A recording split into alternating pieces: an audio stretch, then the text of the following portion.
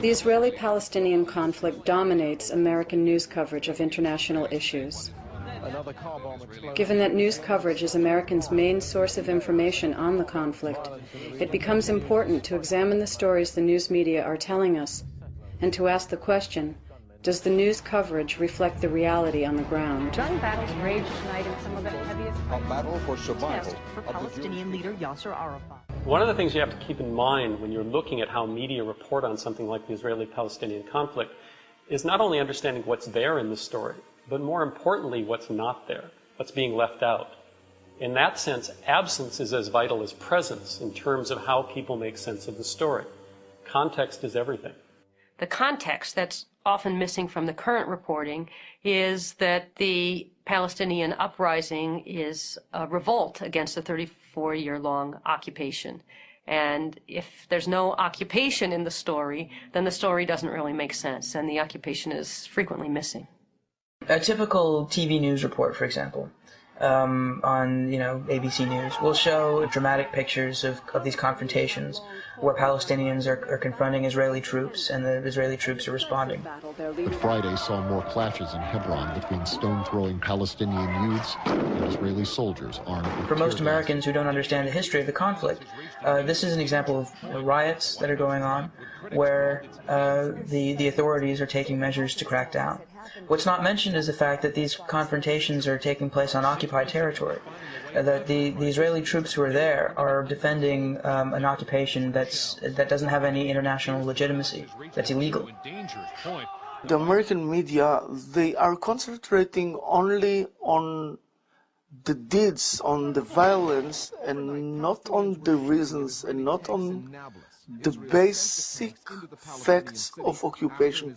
Israeli troops were pelted with stones, and they responded with tear gas and rubber bullets. This is not presented as an army using its arsenal against young people who are largely unarmed and who are protesting because of the occupation, the siege, the total oppression of a whole nation. The lack of context is so dramatic that only 4% of the network news reports on the occupied West Bank and Gaza Strip mention that the West Bank and Gaza Strip are occupied. The Israeli military sends its troops into the occupied territories to defend what is considered an illegal occupation. And when the population there resists, Israel is presented as being under attack. Israel was responding to an attack today. Israel has beefed up forces following a Palestinian mortar attack. They don't present it as saying Israel is the aggressor, Israel is killing people on their own land, in their own homes as an occupier. But no, Israel is defending itself. To Sharon, the West Bank invasion is simple self-defense. The Israeli Prime Minister reiterated Israel's right to self-defense. Israel's basic posture is anything but defensive. Israel is the only country in the world right now which, in contravention to UN Security Council resolutions, maintains tens of thousands of heavily armed troops outside its borders in somebody else's country for the sole purpose of taking their land away from them and in the process forcing them to live under the worst form of tyranny imaginable, which is a foreign military dictatorship. The tanks, the gunships, the snipers, they are all on Palestinian land. And I don't see why they have to protect themselves on our land if they're occupying our land. That context is always missing. A crowd throwing stones and homemade stun grenades at the soldiers. The troops opening fire, killing 2 Palestinians and injuring... So even when Israel is busy murdering people in cold blood, it is always presented as part of the self-defense mechanism of Israel. When Israel in the occupied territories now claim that they have to defend themselves, they are defending themselves in the sense that any military occupier has to defend itself against the population they're crushing. Prime Minister Ariel Sharon justified the siege as self-defense. You can't defend yourselves when you're militarily occupying somebody else's land. That's not defense. Call it what you like, it's not defense. Public relations works not only by controlling the content of media reports, but also by making sure that some voices are never heard. The marginalization of the Israeli peace movement in the American media is an example of how this works. It's been the point of view of the Israeli peace movement for years that the fundamental cause of the conflict is the Israeli occupation of Palestinian land and the settlement policies.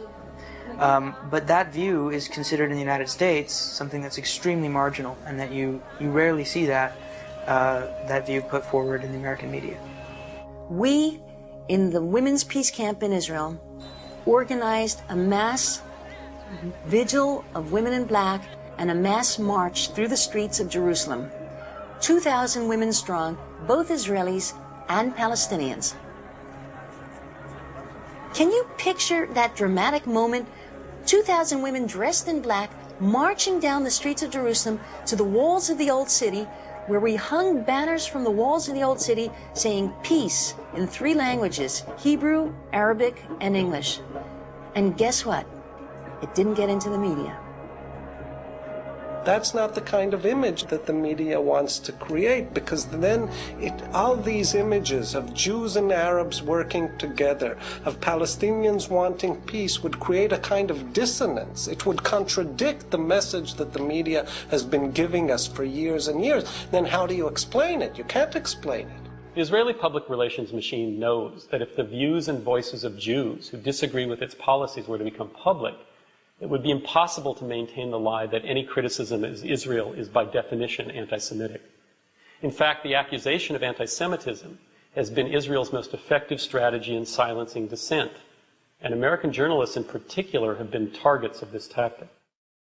Any environment in which a journalist or any person steps forward and starts making serious criticism of Israel, of America's relationship with Israel, the unconditional support for Israel, the failure of any serious pressure to be put upon Israel by the United States to prevent the building of further settlements for Jews and Jews only on Arab land. Any suggestion that the war between the Israelis and the Palestinians is a colonial war will be met by a deafening chorus of accusations, slanderous and lying though they are, that the person who brings up that subject is in some form an anti-Semite or a racist. And this remains the constant weapon that is used.